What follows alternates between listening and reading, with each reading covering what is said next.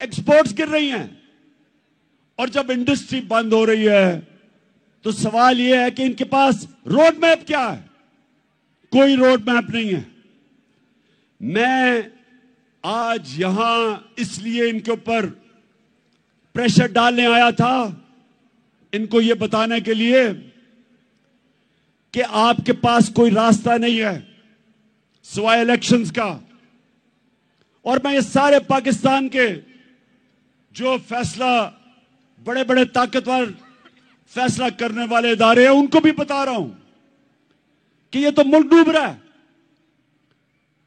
ये मुल्क अगर डिफॉल्ट की तरफ चला गया तो हमारे पास तो वो हालात हो जाएंगे कि जब आपकी इकोनॉमिक सिक्योरिटी गिरती है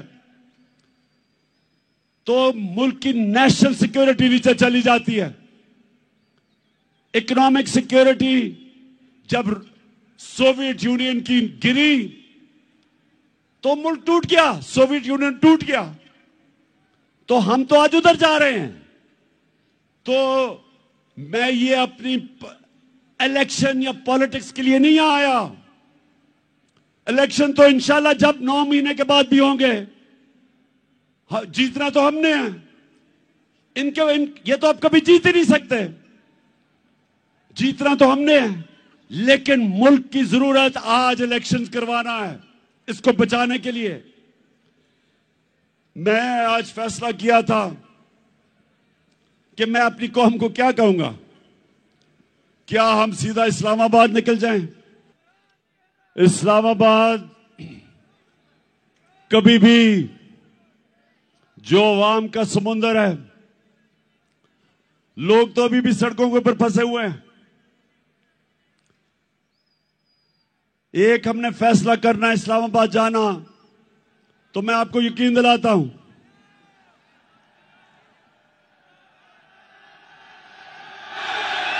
कि ना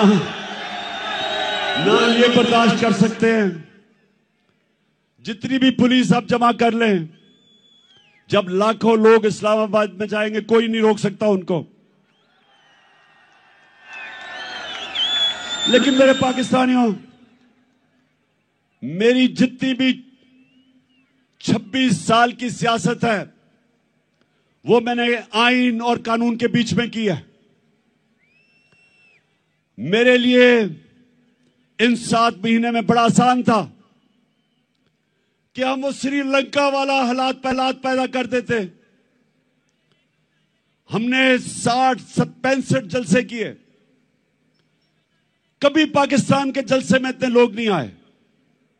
लेकिन पब्लिक आती थी और पुरअमन तरीके से ये बताते हुए कि हम इन चोरों को कबूल नहीं करेंगे, फिर पुरअमन तरीके से वापस चली जाती थी।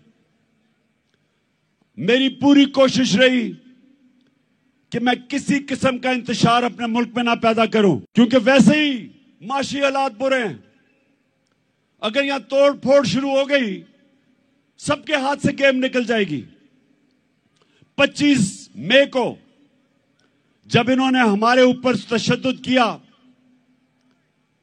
और जब 26 की सुबह मैं इस्लामाबाद पहुंचा, तो मुझे पता था कि अगले दिन इंतशार होगा। मैंने सिर्फ इसलिए अपनी मार्च कैंसिल की कि मुझे पता था कि अगर हम इस्लामाबाद धरने देने का फैसला कर लें तो अगले दिन तबाही होनी थी, खून होना था। इसलिए मैंने वो मार्च कैंसिल की। आज मैं इसलिए फैसला कर रहा हूं कि वहां नहीं जाना, क्योंकि मुझे पता है तबाही मचेगी, नुकसान मेरे मुल्क को होगा। लेकिन जो मैंने फैसला किया अब ये कि हमने अब इस निजाम का हिस्सा नहीं रहना। मैं अपनी सारी चीफ मिनिस्टर्स, अपनी पार्लियामेंट्री पार्टी से अब मिलूंगा और हमने फैसला किया है कि हम सारी असेंबलियों से निकलने लगे हैं।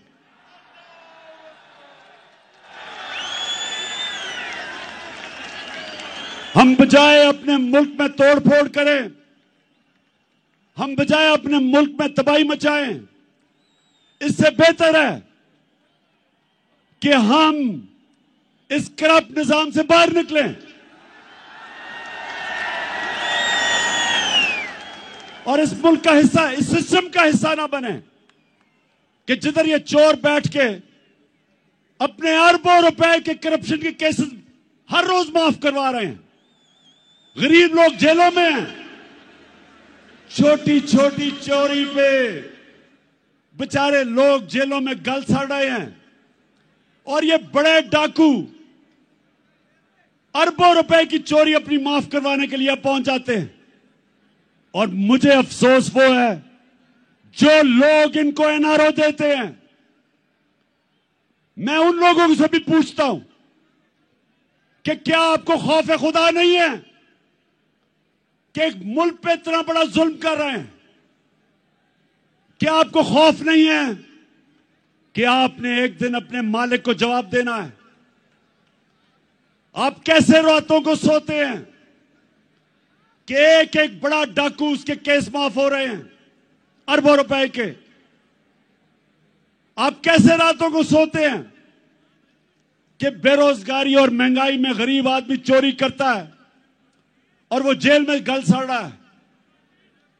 इसलिए मैंने अपनी चीफ मिनिस्टर से भी बात की है। मैं अब अपनी सारी पार्लियामेंट्री पार्टी से मीटिंग शुरू कर रहा हूं और इंशाअल्लाह आने वाले दिनों में हम अनाउंस करेंगे जिस दिन हम सारी असेंबलियों से बाहर निकल रहे हैं।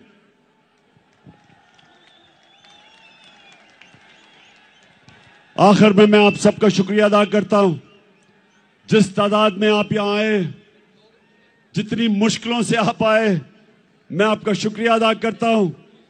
आपने मेरी हौसला अफजाई की, आपका शुक्रिया अदा करता हूं।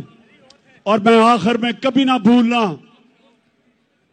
एक आपने आखिर में एक ओथ लेनी है, हल्फ लेना है, लेकिन यह भूलना ना कि आप एक अजीम कौम है, आपका एक अजीम मुकद्दर है।